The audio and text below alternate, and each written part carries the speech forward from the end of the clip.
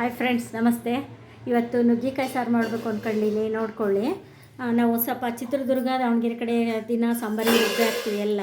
ಈಗ ಸದ್ಯ ತೊಗರಿಬೇಳೆ ಬೇಯಿಸೋಕೆ ಇಟ್ಕೊತೀನಿ. ಇದರಲ್ಲಿ ಒಂದು ಕಪ್ಪು ತೊಳೆದು ಇಟ್ಕೊಂಡಿದ್ದೀನಿ. ಇದರಲ್ಲಿ ಒಂದು ಕಪ್ ತೊಗರಿಬೇಳೆ, ಒಂದು ಕಪ್ ನೀರು ಹಾಕಿ ಫಸ್ಟು ಇದನ್ನು ಬೇಯಿಸೋಕೆ ಇಡ್ತೀನಿ. ಇದು ಕೂಡಿಸಿದ್ಮೇಲೆ ನುಗ್ಗಿಕಾಯಿ ಆಮೇಲೆ ಹಾಕ್ಬಿಡ್ತೀವಿ. ಮುಂಚೆನೇ ಹಾಕ್ಬಿಟ್ರೆ ಕರಿಗೆ ಹೋಗ್ಬಿಡುತ್ತೆ. ಅದಕ್ಕೋಸ್ಕರ ಫಸ್ಟ್ ಇದನ್ನು ಬೇಳೆ ಕೂಗಿಸ್ಕೊಂಡು ಆಮೇಲೆ ನುಗ್ಗಿಕಾಯಿ ಹಾಕ್ಕೊಂಡು ಸ್ವಲ್ಪ ಉಪ್ಪು ಹಾಕಿ ಕುದಿಸ್ಕೊಂಡು ಆಮೇಲೆ ಮಸಾಲೆ ಎಲ್ಲ ರುಬ್ಬಿ ಹಾಕ್ಬೇಕು ರೀ.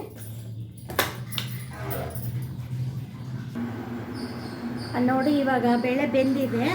ನುಗ್ಗಿಕಾಯಿ ಹಾಕ್ತಾ ಇದ್ದೀನಿ. 2 ನುಗ್ಗಿಕಾಯಿ ತೊಗೊಂಡಿದ್ದೆ, ತೊಳೆದು ಎಲ್ಲ ಹೆಚ್ಚಿಟ್ಕೊಂಡಿದ್ದೀನಿ. ಈಗ ಇದು ನೀರು ಕಡಿಮೆ ಆಗಿರೋದ್ರಿಂದ ಈ ಕಡೆ ನೀರು ಕಾಸ್ಕೊಂಡು ಇನ್ನೊಂದು ಸ್ವಲ್ಪ ಹಾಕ್ತಾ ಇದ್ದೀನಿ. ಕುದಿಬೇಕಲ್ಲ, ನುಗ್ಗಿಕಾಯಿ ಬೇಯಬೇಕಲ್ಲ, ಇಷ್ಟ ಹಾಕ್ತಾ ಇದ್ದೀನಿ. ಕುದಿಬೇಕದು ನುಗ್ಗಿಕಾಯಿ. ಒಂದು ಸ್ವಲ್ಪ 1-2 ಕುದಿ ಕುದ್ಮೇಲೆ ಒಂಚೂರು ಉಪ್ಪು ಹಾಕ್ಬೇಕು ರೀ. ನುಗ್ಗಿಕಾಯಿಗೆ ಉಪ್ಪು ಹಾಕ್ಬೇಕಲ್ಲ. ಬೇಳೆ ಜೊತೆಗೆ ಇಟ್ಟರೆ ಗಿಜಿ ಗಿಜಿ ಆಗ್ತದೆ ಅಂತ ನಾನು ಯಾವಾಗಲೂ ಇದೇ ಥರ ಮಾಡೋದು. ಕೆಲವರು ಬೇಳೆ ಜೊತೆಗೆ ನುಗ್ಗಿಕಾಯಿ ಹಾಕ್ಬಿಡ್ತಾರೆ. ಇವಾಗ ರುಬ್ಲಿಕ್ಕೆ ಏನೇನು ಹಾಕ್ತಿದ್ದೀನಿ ಅಂದರೆ, 1 ಸ್ಪೂನು, 1.5 ಸ್ಪೂನ್. ನಮ್ಗೆ ಖಾರ ಜಾಸ್ತಿ ಬೇಕು, ನಾನು 2 ಸ್ಪೂನ್ ಹಾಕ್ಕೊತೀನಿ. ನಿಮಗೆ ಎಷ್ಟು ಬೇಕೋ ಅಷ್ಟು ಹಾಕ್ಕೊಳ್ಳಿ ನೀವು. ಖಾರ ರುಚಿಗೆ ತಕ್ಕಷ್ಟು ಖಾರ ಉಪ್ಪು ನೀವು ಹಾಕ್ಕೊಳ್ಳಿ. ಇದು 1 ಸ್ಪೂನ್ ಐತೆ ಸಾಂಬಾರನ್ನು 2 ಸ್ಪೂನ್ ಹಾಕ್ತೀನಿ. ಸಾಂಬಾರನ್ನು 2 ಸ್ಪೂನ್ ಹಾಕ್ತೀನಿ. ನೆಕ್ಸ್ಟು ಕರಿಬೇವು ಹಾಕ್ತೀನಿ ರುಬ್ಲಿಕ್ಕೆ, ಒಗ್ಗರಣೆಗೆ ಸ್ವಲ್ಪ. ಆಮೇಲೆ 1 ಬೆಳ್ಳುಳ್ಳಿ ಅಂದರೆ 8 ಪೀಸ್ ಇದೆ ಬೇಳೆ, 8-10 ಪೀಸ್ ಇದೆ ಬೆಳ್ಳುಳ್ಳಿ. ತೆಂಗಿನಕಾಯಿ ಒಂದು ಇಷ್ಟಿದೆ ನೋಡಿ, 2 ಟೀ ಸ್ಪೂನ್ ಇದೆ. 2 ಟೀ ಸ್ಪೂನ್ ಇದೆ ತೆಂಗಿನಕಾಯಿ. ಇದಿಷ್ಟು ರುಬ್ಬಬೇಕು ರೀ. ರುಬ್ಬಿ ಅದು ನುಗ್ಗಿಕಾಯಿ ಬೆಂದಮೇಲೆ ಇದನ್ನೆಲ್ಲ ಹಾಕಬೇಕು.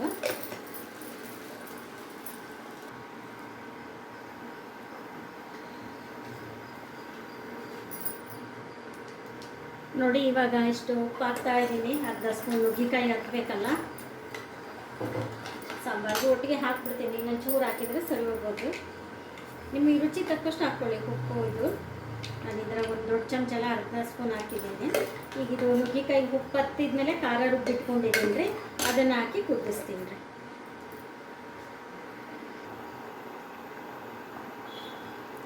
ನೋಡಿ, ಇವಾಗ ಖಾರ ಹಾಕ್ತಾ ಇದ್ದೀನಿ. ನುಗ್ಗಿಕಾಯಿ ಬೆಂದಿದೆ, ಉಪ್ಪು ಹತ್ತಿದೆ. ಇದಕ್ಕೆ ಖಾರ ಹಾಕ್ತಾ ಇದ್ದೀನಿ, ಎಲ್ಲ ರುಬ್ಬಿ ಇಟ್ಕೊಂಡಿದ್ದೆಲ್ಲ.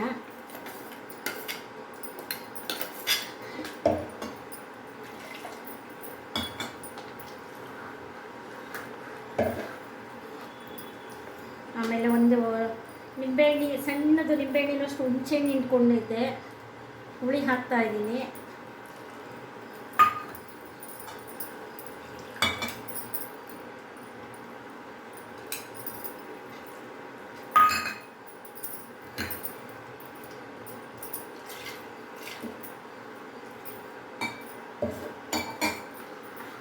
ನೆಕ್ಸ್ಟ್ ಈರುಳ್ಳಿ ಟೊಮೊಟೊ ಒಗ್ಗರಣೆ ಕೊಡ್ಬೇಕು ರೀ. ನಾನು ಸ್ವಲ್ಪ ನೀರು ಹಾಕ್ತೀನಿ ಗಟ್ಟಿಯಾದಂಗೆ. ನಾನು ಸ್ವಲ್ಪ ನೀರು ಹಾಕ್ತೀನಿ ಗಟ್ಟಿಯಾದಂಗಿದೆ. ನೆಕ್ಸ್ಟ್ ಇನ್ನೊಂದು ಪಾತ್ರೆಗೆ ಒಗ್ಗರಣೆ ಹಾಕ್ತೀನಿ ರೀ. ಇದು ತುಂಬ ಆಯಿತು, ಚೆಲ್ಲುತ್ತೆ. ಒಗ್ಗರಣೆ ಇನ್ನೊಂದು ಪಾತ್ರೆಗೆ ಹಾಕಬೇಕು.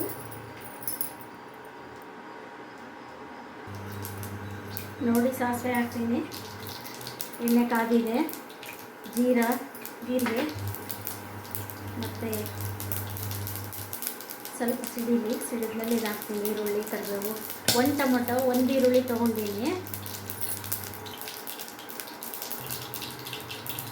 ಈರುಳ್ಳಿ ಹಾಕ್ತಾ ಇದ್ದೀನಿ. ಕರಿಬೇವು, ಈರುಳ್ಳಿ ಸ್ವಲ್ಪ ಮಾಡಿದ್ಮೇಲೆ ಟೊಮೊಟೊ ಹಾಕ್ಬೇಕು ರೀ. ಕೊತ್ತಂಬರಿ ಇವಾಗ ಹಾಕ್ತೀನಿ ನೋಡಿ, ಇದರೊಳಗೆ ಸಿಡಿಯೋದ್ರೊಳಗೆ. ಇದು 1 ಚೂರು ಮಾಡಿದ್ಮೇಲೆ ಟೊಮೊಟೊ ಹಾಕ್ತೀನಿ. ಟೊಮೊಟೊ ಹಾಕ್ತಾ ಇದ್ದೀನಿ. ಇದೆಲ್ಲ ಚೆನ್ನಾಗಿ ಮಾಡಿದ್ಮೇಲೆ ಆಮೇಲೆ ಸಾಂಬಾರು ಅದಕ್ಕೆ ಹಾಕ್ಬೇಕು. ಒಂದು 2-3 ನಿಮಿಷ ಮಾಡಬೇಕು ಇದು. ನೋಡಿ, ಒಗ್ಗರಣೆ ಮಾಡಿದೆ. ಇವಾಗ ಸಾಂಬಾರು ಹಾಕ್ತೀನಿ.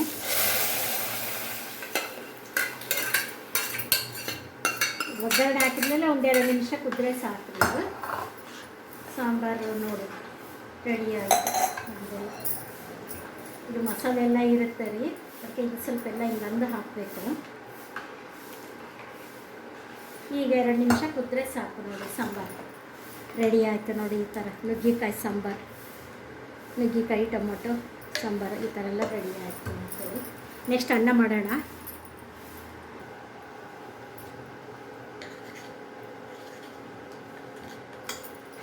ನೋಡಿ ಎಲ್ಲ ನೊರೆ ಬತ್ತಿದೆ, ಇಷ್ಟೊತ್ತು ಕುದಿಸ್ಬೇಕು. ನೊರೆ ಬತ್ತಿದ್ರೆ ಟೇಸ್ಟ್ ಚೆನ್ನಾಗಿರುತ್ತೆ ಸಾಂಬಾರು. ನೋಡಿ ಎಲ್ಲ ನೊರೆ ಬತ್ತಿದೆ, ಚೆನ್ನಾಗಿದೆ ಸಾಂಬಾರು. ಈಗ ಸ್ಟವ್ ಆಫ್ ಮಾಡ್ತೀನಿ ರೀ. ಹಾಯ್ ಫ್ರೆಂಡ್ಸ್, ನೋಡಿ ಈ ಥರ ನೀವು ನುಗ್ಗೆಕಾಯಿ ಸಾರು ಮಾಡಿಕೊಂಡು ನಮ್ಮ ಥರ ಟೇಸ್ಟ್ ಮಾಡಿ ನೋಡಿ. ಆಮೇಲೆ ಇದು ಸ್ವೀಟ್ ಕಾರ್ನ್ನು ಮೊಳಕೆ ಕಟ್ಟಿದ್ದ ಹೆಸ್ರು ಕಾಳು, ಹಸಿ ಈರುಳ್ಳಿ, ಹಸಿದೆಲ್ಲ, ಇದೊಂದು ಸಲಾಡು, ಇದು ರಾಜಮುಡಿ ಅಕ್ಕಿಯನ್ನು ಈ ಥರ ನೀವು ಮಾಡಿಕೊಂಡು ಟೇಸ್ಟ್ ಮಾಡಿ. ನಿಮಗೆ ಇಷ್ಟ ಆದರೆ ಕಮೆಂಟ್ ಬಾಕ್ಸಲ್ಲಿ ಹಾಕಿ, ಮತ್ತು ಪೂರ್ತಿ ವಿಡಿಯೋ ನೋಡಿ, ಲೈಕ್ ಮಾಡಿ, ಶೇರ್ ಮಾಡಿ. ಮತ್ತು ನಮ್ಮ ಚಿತ್ರದುರ್ಗ, ದಾವಣಗೆರೆ ಕಡೆ, ಆಮೇಲೆ ಉತ್ತರ ಕರ್ನಾಟಕದ ಅಡುಗೆ ಯಾವುದಾದ್ರು ಇಷ್ಟ ಆದರೆ ನಿಮ್ಮ ಕಾಮೆಂಟ್ ಬಾಕ್ಸಲ್ಲಿ ಹಾಕಿ, ಮಾಡಿ ತೋರಿಸ್ತೀನಿ. ಎಲ್ಲ ಪೂರ್ತಿ ವಿಡಿಯೋ ನೋಡಿ. Thank you.